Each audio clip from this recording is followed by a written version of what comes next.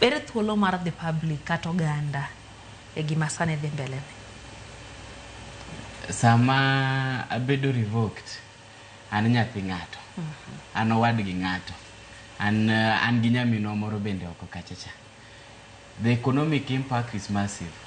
Nkech wasewito gini pesa no kolal o influence kata joma ni dala, o influence janyuol, o influence other siblings. Koro jopiny nkech iwacho gande ni ntiere thin mar nurses osiptendewa.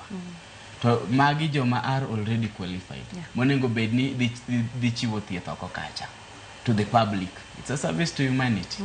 Koro jopiny nyalo mana konyowa goyo lweny ni nikech wan joma qualified. Wasesomo higni 4 to higni 4 gi wasebedo kwa mulo jotuo. Koro en jopiny mondo konywa mondo neni health ka bende nigi shida. Wadwaro lokruok. Yes. Clinton, wach mogik odong dakika 2 kenda 100 to atieko. Wach mogik. Rokamano. Adwa kono mana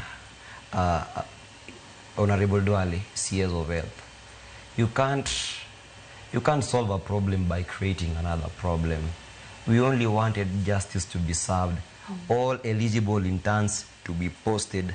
Which mar internship ni 4 years kaka last year negi fail post jomoko nintiega backlog mar last year to this year. Kendo ka wechegi pogiloso this year kendo next year dibedo backlog mar this year to next year to dibedo kamano to wan gima wadwaro mana wachni obedo gibed solve wachni once and for all.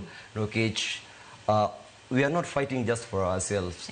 We are also fighting for the future nurses, for the sake of our future nurses, those who are still in class. We are fighting for the professional nursing. Anadwa wuoyo gi body marwa mochung' ne nurses miluongo ni Kenya National Union of Nurses. Ma Secretary General mare no peto. Duondo pok owinje wachni. Nyithindo gi wan jomo sesomo, wan gi rieko, wan gi the skills, wan gi motor skills, wan gi the basic skills, all skills midwaro. Wuoguru oko kaka union. Nikech ma is a trade action. Mondo mi wa fight wakony nyithindo gi e lweny ni. Nikech gin it's their right. Mondo mi gibed posted. Koro giwuog oko, gikonywa go lweny ni mondo watiek maber. Then ne jatend piny ang'eyo ni possibly Raila neno ma. Koneno okonywa e wachni. Kanyalo chopo ne president nikech pesa to nti pesa tok shida. Uneno giwango. Pesa to waseneno mang'eny ntie. Koro konyalo konyowa e wachni mondo mi wayud audience gi CS mondo mi wayud kaka wayudo compromise. Warome diere wate. Yes.